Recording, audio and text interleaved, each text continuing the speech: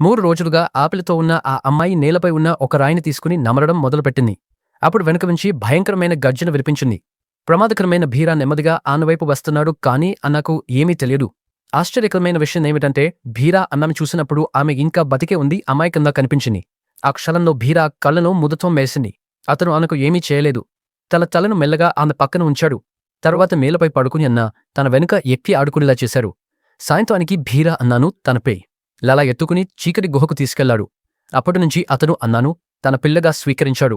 గుహలో భీరా ఎప్పుడూ ఆమెను గమనిస్తూ ఉండేవాడు. చిమ్మె గాయం కూడా కాకూడదని కోరుకునేవాడు. రాత్రి చల్లనిగాను వీచినప్పుడు తన వెచ్చని శరీరంతో అన్నను కప్పి నిద్రపోయేలా చేసేవాడు. అన్నది అతని నిద్రలోకి వెళ్ళాక ఇద్దరికీ ఆహారం కోసం భీరా నిశ్శబ్దంగా వేడుకు వెళ్లేవాడు. ఒక రాత్రి బయటికి వెళ్లిన భీరా దూరంగా మనుషుల ఇళ్ల వెలుగులు చూసి అతని మనసులో ఏదో మార్పు వచ్చింది.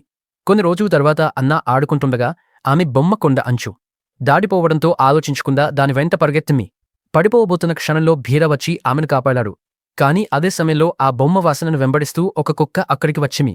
అది తన యజమాని బొమ్మని గుర్తించి అన్నను కనుగొంది. అన్న బొమ్మ చూసి ఆనందంతో కుక్కను కోవించుకుంది. ఇద్దరూ కలిసి ఆడుకున్నారు. ఇక కుక్క కూడా అన్నను కాపాడడం మొదలుపెట్టింది.